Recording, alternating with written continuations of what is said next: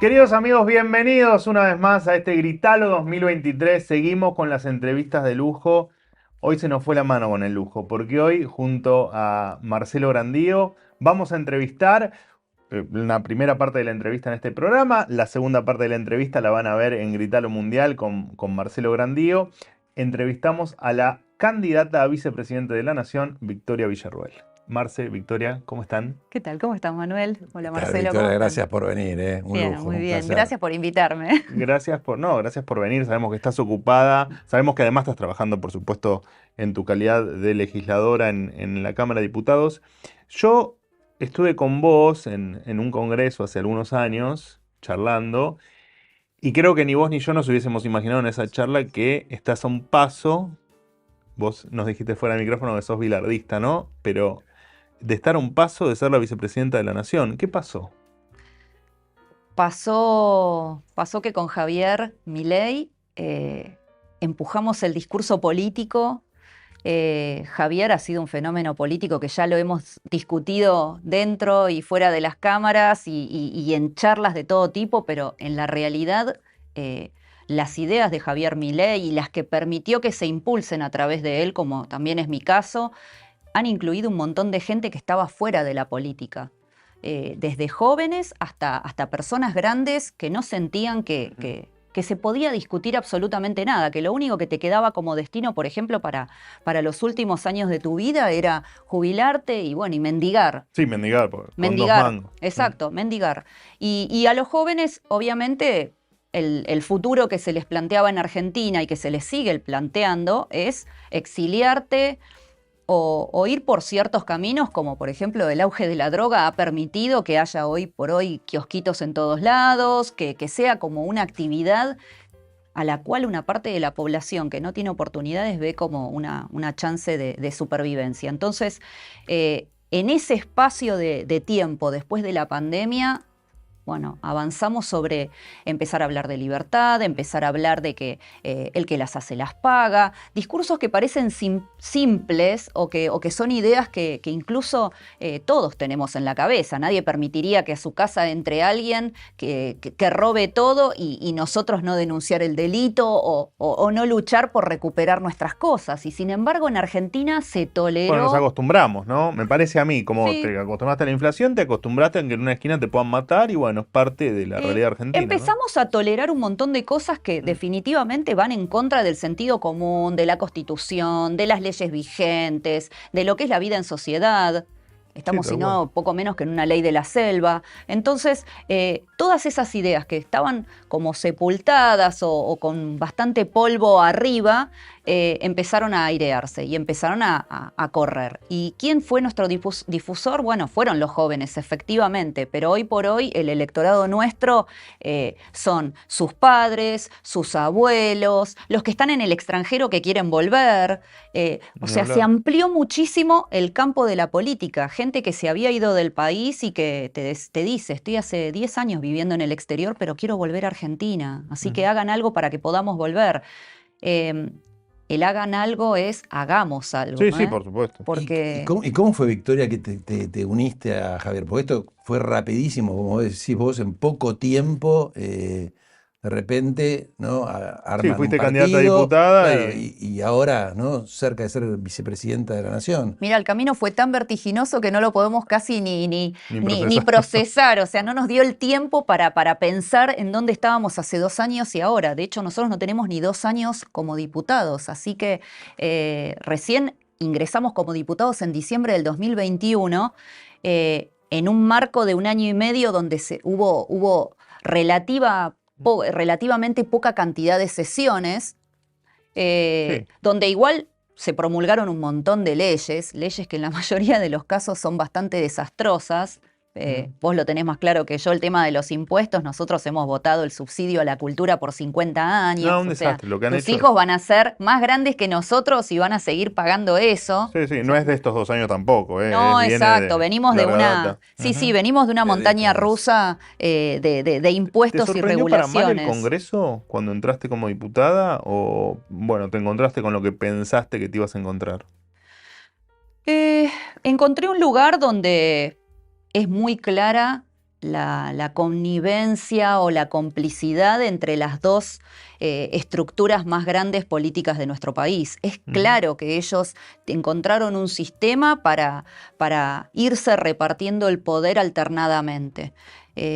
Y eso vos lo ves cuando analizás leyes como el presupuesto que se pasa todos los años, que nosotros tenemos que votar y donde los votos los termina dando Juntos por el Cambio.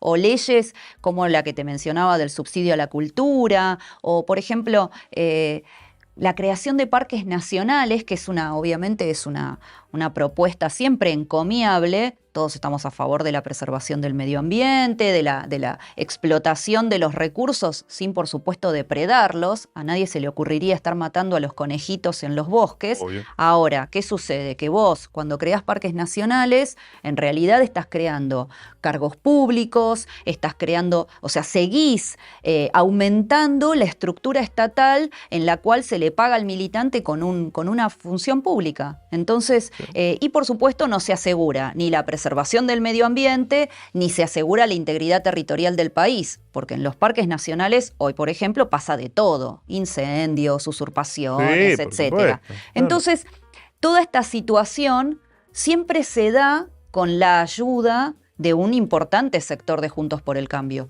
No digo, por supuesto, que sean todos, porque sería injusta generalizar de esa manera, pero sí hay un entramado de gente que está muy en consonancia con la visión cultural del kirchnerismo y la visión económica, ¿por qué no también? Y de pronto éramos 2 diputados, ahora somos 3 con Carolina Píparo, y estos 3 diputados empezaron a plantear una divergencia seria. No vamos a votar a favor de tales cosas. Cuando venga tal ley, aunque sea una ley importantísima, no la vamos a votar a favor porque sabemos lo que viene después. Que eso pasó con la ley de alquileres. Sí. Nosotros, que los criticaron mucho, ¿no? Claro, primero dijeron que nos levantamos y que nos fuimos y no votamos. Bueno, eso no es cierto. Nosotros hubo varias votaciones por diferentes cuestiones, nosotros estuvimos en todas. Y aparte de estar en todas, bueno, habíamos dicho, vamos por la derogación de la ley, no vamos por el parche o retocar una parte. Es todo o nada porque la ley destrozó el mercado inmobiliario, destrozó a los inquilinos, a los propietarios y a las inmobiliarias. Entonces, no podés ponerle una curita a algo que definitivamente es una herida que está totalmente abierta. Entonces, Sí, que esta en su momento aparte votó todo, ¿no? Votó el oficialismo y lo votó la oposición. Por supuesto, pero de pronto 2 años, 3 años después, porque esto pasó antes de que nosotros ingresáramos al Congreso, el partido que propició esa ley, que logró su promulgación, quería la derogación, pero quería la derogación entre comillas. Cuando llega el momento de la votación, bueno, votamos por derogar la ley, por tratar en realidad en el recinto la derogación, eso lo votamos a favor. Ahora, cuando después vino el acuerdo al cual llegaron Juntos por el Cambio y el kirchnerismo de solamente retocar 2 artículos con el periodo de tiempo y la actualización que tiene que tener el alquiler, ahí es donde, bueno, nosotros votamos en contra porque no estamos de acuerdo en que se toquen parches. Esto pasa a Senado. Bueno, en Senado se está discutiendo todavía. Sí, sí.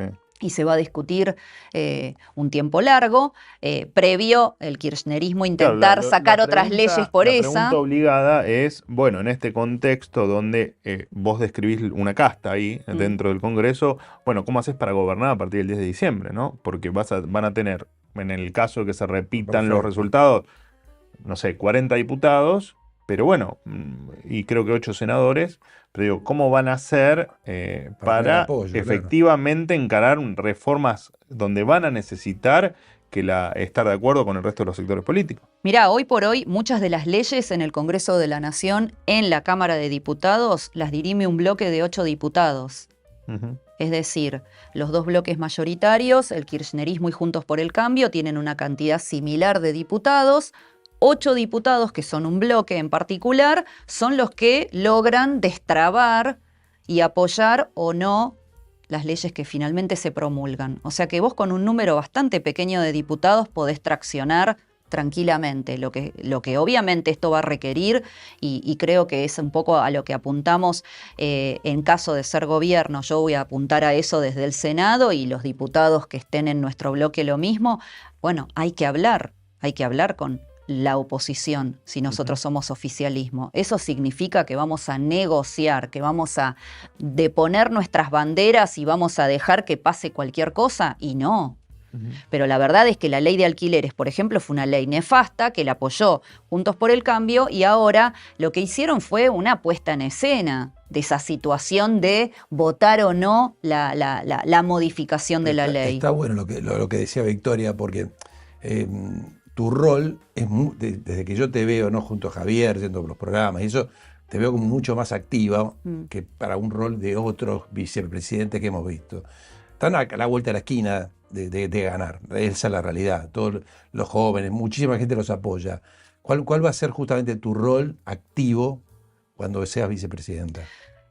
Bueno, como vicepresidente, obviamente tengo que estar presidiendo el Senado, pero además Javier Milei y yo hemos formado un equipo desde el primer minuto. Nosotros en todo momento tuvimos muy en claro nuestras áreas de conocimiento y lo que le podemos aportar desde lo político a la República Argentina. Javier plantea una revolución desde lo económico y ni tengo que explicar cosas que ustedes saben mucho más que yo, que implican, barajar y dar de nuevo en toda la matriz económica de nuestro país. Bueno, nosotros planteamos, en mi caso, yo planteo que hay que volver a una situación en la cual el Estado te garantizaba la seguridad.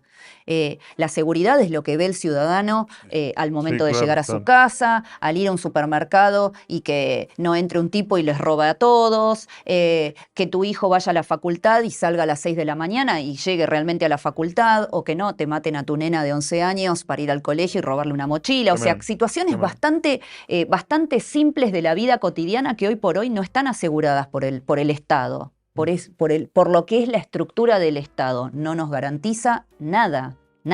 Hoy por hoy... ¿Y se puede luchar contra eso si no logran obtener la provincia de Buenos Aires? Sí, se puede. ¿Con un Kicillof se puede? Se puede, obviamente. Porque las fuerzas dependen de todo es la provincia. A ver, el panorama que viene para la Argentina en el 2024, y esto es importante que lo entendamos nosotros y los que nos vayan a ver en la entrevista, el panorama que se plantea en la República Argentina el año que viene es un panorama sumamente complicado. Vamos a tener un grado de conflictividad social enorme, en donde el kirchnerismo ha dicho que va a haber muertos, que va a haber sangre, pero esto no va a pasar solo con La Libertad Avanza, esto va a pasar con cualquier espacio que no sea el kirchnerismo. Entonces, lo que tiene que entender la población es que acá no va a haber una situación mágica en la que vamos a resolver décadas de haber hecho lo que se le cantaba a un grupo de políticos. Esto va a tener un sacrificio enorme por parte de la población. Lo que nosotros planteamos es que ese sacrificio sea compartido por los políticos, que es lo que no ha pasado hasta ahora. No, te lo pregunto porque hay un miedo en la gente de decir, bueno, yo quiero votar a Javier Milei, me encanta Victoria Villarruel y me encanta La Libertad y todo lo que plantean ahora. Si tengo a Kicillof en contra, si después algunos gobernadores se dan vuelta o no quieren negociar con ustedes, al menos los senadores que dependen de las provincias o que votan ciegos lo que dice el gobernador. Digo, bueno, ¿cómo van a hacer, no? Porque en definitiva el conurbano es un gran desafío. Es un Rosario, país. por supuesto, es otro gran desafío. Pero digo, a la gente tiene miedo al, bueno, ¿y qué van a hacer con una casta política que va a seguir estando? Gente que va a querer que no puedan gobernar. Es un tema complejo. Mira, siempre cambiar el statu quo da miedo. Siempre. No vamos a negar que lo que pretendemos hacer es algo que no se intentó, por lo menos hace muchos años o muchas décadas. Sí es algo concreto. Argentina está en una situación de tal decadencia, de tal nivel de miseria, de tal conflictividad social y de auge del delito, que si no resolvemos esas cuestiones, no hay una posibilidad de que pensemos para adelante. No es una visión apocalíptica, es una visión realista. Ya tenemos ámbitos donde la droga se desenvuelve con mucha tranquilidad. Rosario es el ejemplo más notorio, pero en la ciudad de Buenos Aires pasa exactamente lo mismo en determinadas villas, donde la policía no ingresa, es literalmente tierra del que la está ocupando. Tenemos cortes de rutas, cortes de calles constantemente y nos acostumbramos a eso. Tenemos un auge del delito común de todo tipo. Entonces, definitivamente no es una situación fácil la que vamos a enfrentar nosotros, pero tampoco la va a enfrentar Bullrich o el mismo Massa. Ninguno va a enfrentar una situación que digamos, bueno, la verdad que llego a la presidencia y estoy en la paz de los cielos, porque todo va a funcionar como un engranaje pero aceitado. Uno supone que el conflicto en la calle, tal vez el peronismo tenga las herramientas de controlarlo, porque muchas veces se entiende que son ellos mismos. Es que yo creo que hoy ya no hay esa chance. Nosotros tenemos que tener presente que a partir del 11 de diciembre, la ciudad de Buenos Aires y diferentes puntos principalmente urbanos del país van a tener a distintos grupos, principalmente de izquierda o grupos que están integrados por muchos de los que viven de todo lo que es la ayuda social. Y esto se va a dar inevitablemente, porque además de que diciembre siempre es un mes complicado en nuestro país y siempre estamos esperando que pase una desgracia, porque realmente es un momento sumamente álgido para Argentina, año tras año. Bueno, quedamos muy marcados con el 2001. Exacto, con el 2001 a mí, Manuel, siempre... Me quedó claro, Victoria, el papel y el rol que va a desarrollar, que tiene que ver con algo tan importante para los argentinos, que es el tema de la seguridad, ¿no? O sea, vos creo que vas a ser la encargada de manejar esa situación. Y a mí cuando hablas de miedo y todo eso, yo digo, o sea, en Argentina se mueren chicos de hambre, o sea, el miedo ya está, o sea, eso es una realidad, o sea, te matan por la calle, o sea... Yo cuando voy al conurbano trato de no ir de noche porque me da miedo. Bueno, pero entonces, por eso, entonces decís todo... Y no ando en barrios marginales. La realidad está, no es que va a venir. Es que ya hay argentinos viviendo con miedo desde hace años. Claro, seguro. O sea, ya hay argentinos y extranjeros que viven en el conurbano, por ejemplo, o que viven en Rosario en determinadas zonas o en el norte del país, donde a partir de que cae la luz, vos ya no salís de tu casa y estás poco menos que atrincherado. Entonces, no podemos ignorar esa realidad porque vivimos tal vez en una parte linda de Córdoba o en la parte linda de Salta o en la ciudad de Buenos Aires. Hay que plantear que no es aceptable eso. No es aceptable que vivamos como si estuviéramos en situación de guerra. Entonces, bueno, la economía y la seguridad son los dos puntos más importantes de interés para los argentinos. Bueno, Javier siempre atendió las cuestiones económicas y a mí me toca atender las cuestiones de seguridad y defensa. ¿Y tenés contacto con la gendarmería? O sea, pues estamos acá, diciembre está a la vuelta de la esquina, o sea... ¿Ya hablas con ellos? Sí, por supuesto. ¿Estás hablando con la policía, con el ejército? Con las 3 Fuerzas Armadas, con las 4 Fuerzas Federales, por supuesto también viendo el tema de justicia, porque no hay seguridad si no hay justicia. Claro, te interrumpo, porque si ustedes ganan y el apoyo que tienen es tan importante, o sea, la gente va a estar a favor. Que nos protejan, más allá de la gente que salga a hacer un estallido social. Y aparte las fuerzas, la sensación que uno tiene como ciudadano, en nuestro caso estamos en los medios, pero como ciudadano de a pie, es que las fuerzas de seguridad necesitan aire también, necesitan apoyo político. Si no, no terminás ni con la inseguridad, ni terminás con la conflictividad social, ni con nada. Mira, en el caso de las 4 fuerzas federales, lo que necesitamos es que se convoque un comité de crisis. Eso está estipulado en la Ley de Seguridad Interior. Nosotros tenemos 2 leyes marco. Una es la Ley de Seguridad Interior, es decir, dentro de nuestro territorio, ahí solo actúan las 4 fuerzas federales, la Policía Federal, la Gendarmería, la Prefectura y la PCA, la Policía Aeroportuaria. Lo cuento como si fuera medio obvio, pero así lo tenemos todos claro. Y luego, en el ámbito o ante un conflicto de tipo externo, ingresan las Fuerzas Armadas, no al territorio, sino a ese conflicto. Las Fuerzas Armadas, Ejército, Armada y Fuerza Aérea.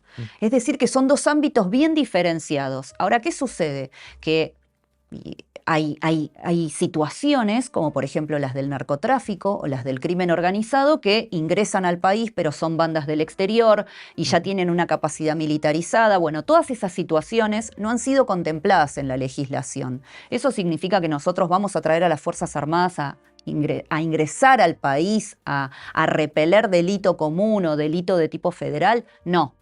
Pero sí hay que actualizar 2 leyes que tienen 30 años. Entonces, Claro. hay que promulgar determinadas observaciones a estas 2 leyes marco. Además, hay situaciones que obviamente vos tenés que garantizarle. Por ejemplo, en el caso de las fuerzas federales, vos tenés que garantizarle que le estás dando como Estado el respaldo al uniformado. Vos le estás pidiendo a una persona que es como nosotros, que hizo la escuela de policía, le estás pidiendo que nos cuide aún al costo de dar su propia vida si es necesario. Sí, Entonces, si vos después no le das equipamiento, no le das el adiestramiento, no lo respaldás en el momento en el que ante la legítima defensa esa persona actúa o ante el delito en flagrancia esa persona actúa, definitivamente nadie va a querer ser policía o el policía está obligado, poco menos, y léase entre comillas el obligado, a delinquir para sobrevivir. Sí. Entonces, esta cuestión que es, te diría, pero básica, es el acuerdo social de cualquier sociedad que se precie de tal, eso se rompió en Argentina. Entonces vos tenés a un policía, como pasó con Chocobar o con otros, que en el momento de repeler un delito, esa persona después es juzgada con todo el peso del Estado y queda 4 o 5 años suspendido. Claro. Por ejemplo, le pasó a los gendarmes, a los 4 gendarmes por el caso Maldonado, que estuvieron 5 años en juicio. Y vos tenés ahí 4 personas a las que destinaste dinero para formarlas, que tienen su armamento parado, es decir, no se puede utilizar ese armamento. Esas 4 personas quedan en una situación de dimensión desconocida, no están en actividad, no están retirados o dados de baja. Entonces, toda esa situación se viene sucediendo en las fuerzas de seguridad, en las fuerzas policiales, en forma constante. Lo cual que logró que desarticules la vocación del uniformado de realmente cuidarnos a todos nosotros. Bueno, nosotros queremos cambiar esa doctrina que se bajó desde el mismo Estado, porque esto bajó del Estado. Esto no vino un teórico del derecho y de pronto escribió. No. Lo que es más terrible, ¿no? Porque en Esto fue el mismo Estado diciendo, esta es la ley vigente, pero nosotros al momento de mandar a un uniformado a repeler determinada situación, lo vamos a enviar sin armamento, sin balas de goma, sin hidrantes, sin nada. Anda con tu cuerpito y arréglatelas con quien puedas. Entonces, bueno, ¿eso significa gatillo fácil, locura galopante? No, pero no sé en qué momento creemos que llegar a la armonía es ir a la locura.